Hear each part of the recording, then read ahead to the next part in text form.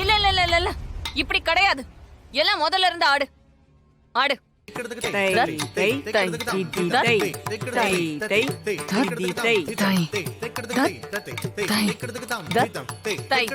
இருங்க இருங்க, இப்படி இல்ல. என்ன ஆடிட்டு இருக்கீங்க? இப்படிதான் சொல்லி கொடுத்தனா? முதல்ல இருந்து ஆடுங்க. Okay ma'am. ஆடு. தாய் பப்பிமா, நீ ரெஸ்ட் எடு. அவங்க தனியா பிராக்டிஸ் பண்ணட்டும். உன் மைண்ட் ரொம்ப டிஸ்டர்ப்டா இருக்கு. இப்ப போய் ரெஸ்ட் எடு, அப்புறமா சொல்லி கொடுக்கலாம். என்ன, நான் யாரையாவது பார்த்து பயப்படுறேன், பதட்டப்படுறேன்னு நினைக்கிறியா? இல்ல. இந்த அருந்ததியை யாராலையும் அசைக்க முடியாது. சரிம்மா சரிம்மா, உன்னை பத்தி எனக்கு தெரியாதா என்ன? கொஞ்ச நேரம் ரெஸ்ட் எடுன்னு தானே சொல்றேன்.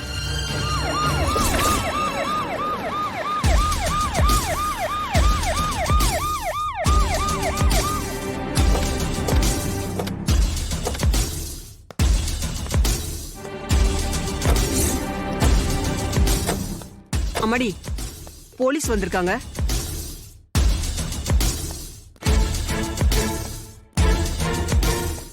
அங்கேயே நில்லுங்க. என்ன? இது நாட்டிய சொல்லித்தர இடம், ரொம்ப பக்தியான இடம். இங்க ஷூ போட்டெல்லாம் உள்ள வர அனுமதி கிடையாது. என்ன விஷயமா வந்திருக்கீங்க அத சொல்லுங்க. அப்போ நீங்க வெளியே வாங்க, சொல்றேன்.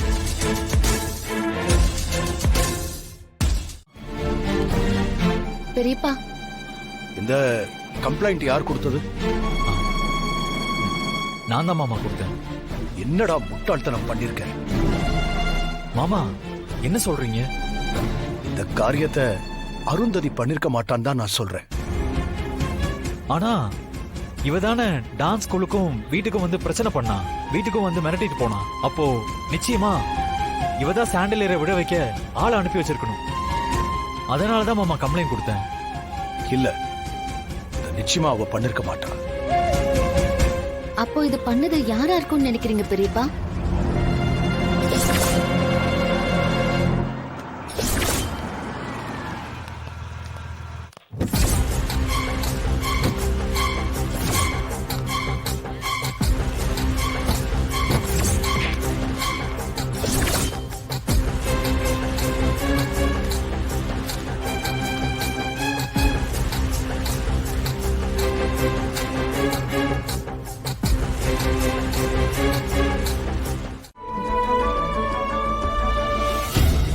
அதான் சித்தி வந்துட்டான்ல. நீ அரெஸ்டான விஷயம் தெரிஞ்சதுமே நான் களத்துல இறங்கிட்டேன். சித்தி, என்ன வெளியே எடுக்க நீங்க வருவீங்கன்னு நான் கனவுல கூட நினைக்கல. ஆக்சுவலா நான் அரெஸ்ட் ஆன விஷயத்த இவங்க அப்பா கிட்ட கூட இன்ஃபார்ம் பண்ண விடல. என்ன கொண்டு வந்து லாக்அப்ல தள்ளிட்டாங்க. தெரியும். சரி, அப்பா அக்காலாம் எப்படி இருக்காங்க? நல்லா இருக்காங்க சித்தி. சரி, பயப்படாத. இனி ஒரு பிரச்சனையும் இல்ல. வீட்டுக்கு போலாமா? போலாம்.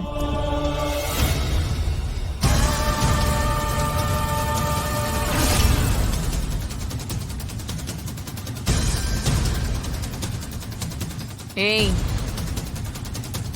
இப்ப நான் எப்படி வெளியில வந்தேன்னு பார்த்தல்ல.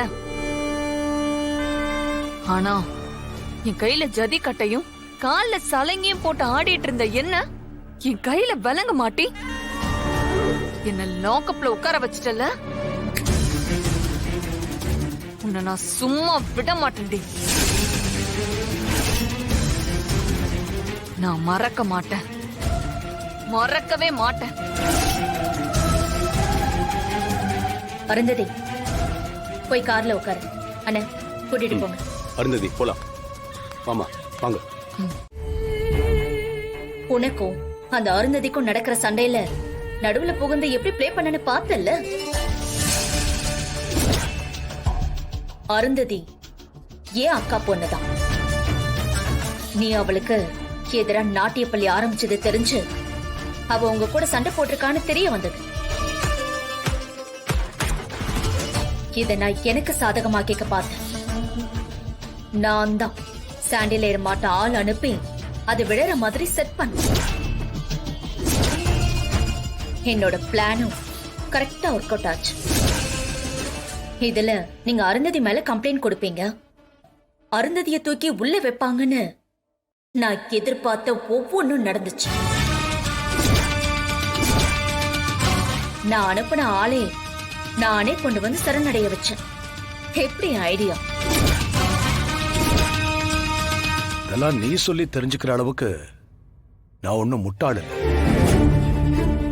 குழந்தைங்களுக்கு மட்டும் ஏதாவது ஆயிருந்துச்சுன்னா